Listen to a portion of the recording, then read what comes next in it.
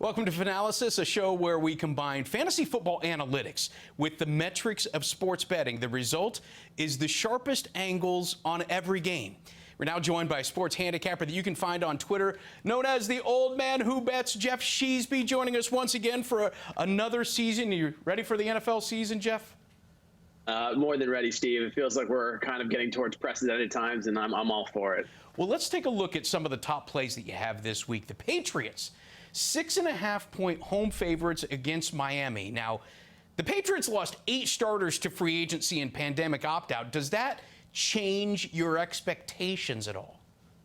I mean, they lost Tom Brady. Of course, we're changing our expectations here. But I'm a believer in Cam Newton. I'm a believer in Cam Newton on the Patriots for a couple different reasons. Outside of the obvious, obviously a former NFL MVP, 3-time Pro Bowler, strong TD to interception ratio, multiple years of over 3,800 yards, and an untouchable sense of style. I tried to channel that today. Probably didn't get there. But what I love most about Cam Newton on the Patriots is Jacoby Brissett. And I know you're thinking Jacoby Brissett, he was fine, but Jacoby Brissett is the unoptimized version of Cam Newton. Cam Newton is the most optimized version of Jacoby. And McDaniels found a way to win in 2016 with Jacoby Brissett, 27-0 against the Houston Texans. So what do I mean about that? Josh McDaniels, obviously an offensive wizard. And just yesterday, Newton said that the presence of Josh McDaniels was a large part, one of the main reasons that he came to New England. So I'm expecting this offense to actually be firing on all full cylinders.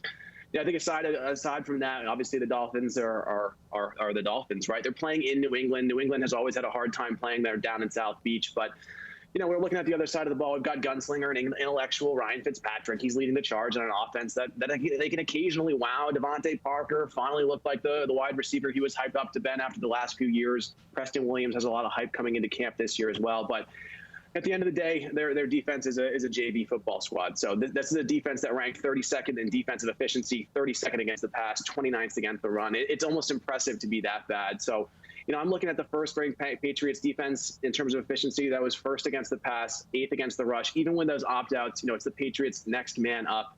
I think they're going to be able to stifle the Miami offense early and often. And I think this offense with Cam Newton, with Julian Edelman, with Sonny Michel, with James White, with all the usual suspects, will be just good enough to win and cover at home. I like the Patriots 6.5. I think they win probably closer to 10.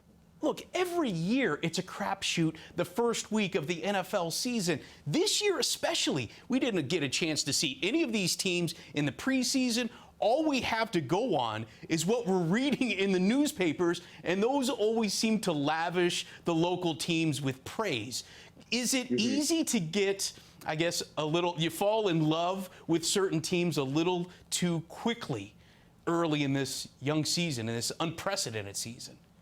Yeah, I think so. And, you think about, I try to, obviously it's week 1, right? We don't have too much data. I'm not putting the house on any of these bets.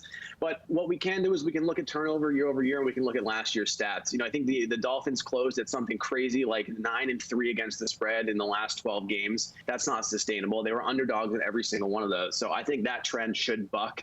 And then at the same time, when you have the Patriots with Bill Belichick versus, the Dolphins, and again, if you're going with a lack of practice, I'm going with a better coach with a better talent to cover at home in week 1 with fans or without. With fans or without. You know what? Some years it actually makes a difference. This year it's going to be as much of a crapshoot as you can get. All right, let's talk a little bit about the Vikings and the Packers, this historic rivalry that is renewed in week 1 of this NFL season. The Vikings favored by 2.5 points. The Packers, though, are getting 70% of the public's money. Does fading the public make sense here? I love fading the public here. I like the Vikings minus 2.5 all day. I think about kind of the trajectory of the offseason, right? This is a Minnesota Vikings team that came in at plus 200 to win the division, second compared to the Packers plus 125. So opening up kind of terms of expectations, I think that's a strong line. I think, the public or at least the sharps have kind of caught up on that. Minnesota is now the favorite to win the division. And what I like here, I like a combination of things. Kirk Cousins, he's had a wild offseason ride. He channeled his Ivan Drago from Rocky IV, stayed stating that he's taking a survival of the fittest approach to COVID. If I die, I die, I think was quite literally the quote. Neither here nor there. I need that kind of bravery behind that offensive line coming into week one. And I think there's a lot to like about him. He's coming off a pretty stellar season. He threw for 26 touchdowns, only 6 interceptions last year, 30 and 10 the year before, and completes close to 70% of his passes. And his favorite target, Adam Thielen, is healthy. A healthy Thielen is a great thing for Kirk Cousins, as is a healthy Dalvin Cook. Dalvin Cook is going to take a lot of pressure off of him. Even though they lost, Stephon Diggs, they've got some healthy or some up-and-coming starters. Justin Jefferson looks pretty nasty. They've got BC as well out there. But when we're looking at the offense versus the defense here, Minnesota is consistently doing the little things right, both on offense and defense. Their offense was 10th ranked in offensive efficiency. The Packers 8th. Good. It's Aaron Rodgers. They're always going to be good. Devontae Adams is the man. Jones is a great running back. Second-year system with LaFleur. They should be pretty good. But the biggest discrepancy here comes with the Minnesota defense ranked in 4th in defensive efficiency. That's 5th against the pass, 12th against the rush. And that's a huge discrepancy against Green Bay's defense, which was 27th against the run. Dalvin Cook, one of the best running backs in the league, is going to be able to feast early and often against that Green Bay defense. And again, we talked about it with the first segment. We've talked about it pretty much all the time. With no practice and no preseason, I'm looking for those established stats like the defensive efficiency and superiorness of the Minnesota Vikings. I'm looking for Cook to feast, making things easier for Cook.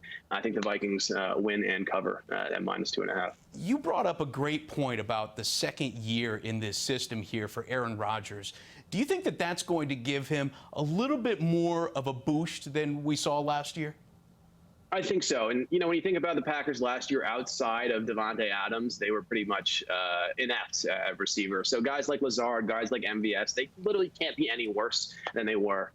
So I think there should be kind of natural upside, a little bit of a regression back to the Aaron Rodgers we know and love.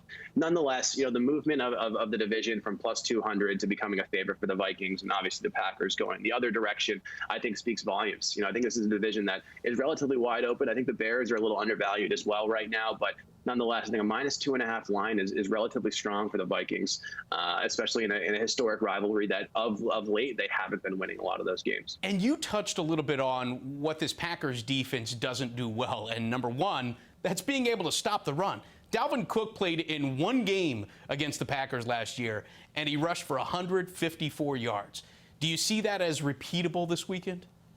I think absolutely. Again, 27th against the run in terms of defensive efficiency, 9th against the pass. They've got a young but solid secondary. They've got a pretty good pass rush.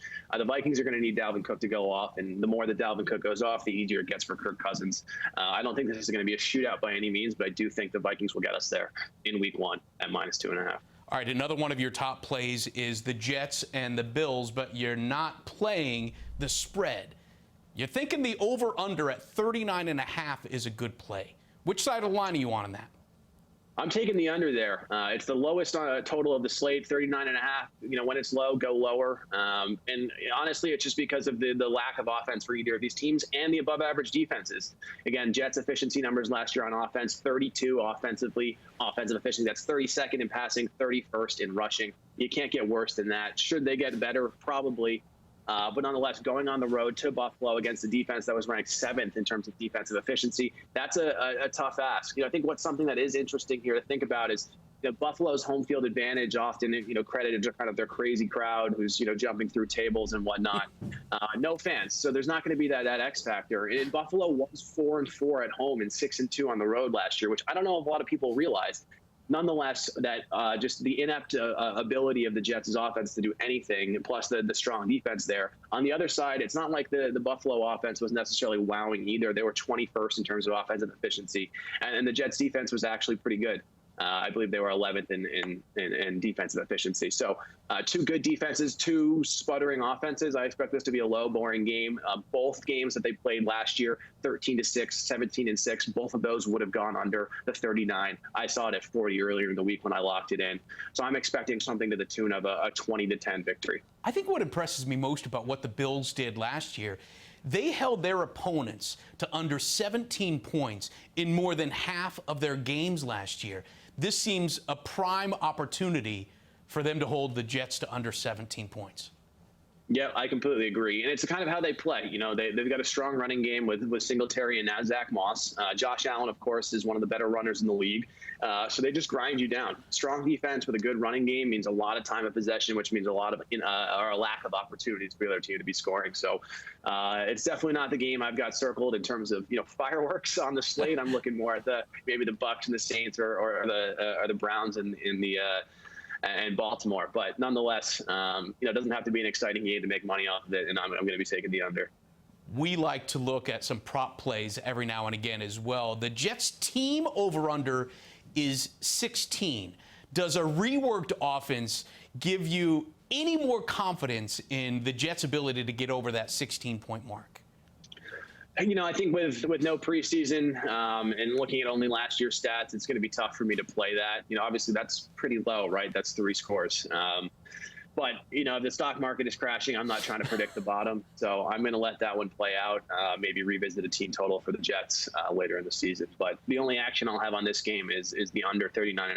I got it at 40, and I think there would be some value to the Jets plus 6.5 as well. All right, well, that is a look at his top plays of the week.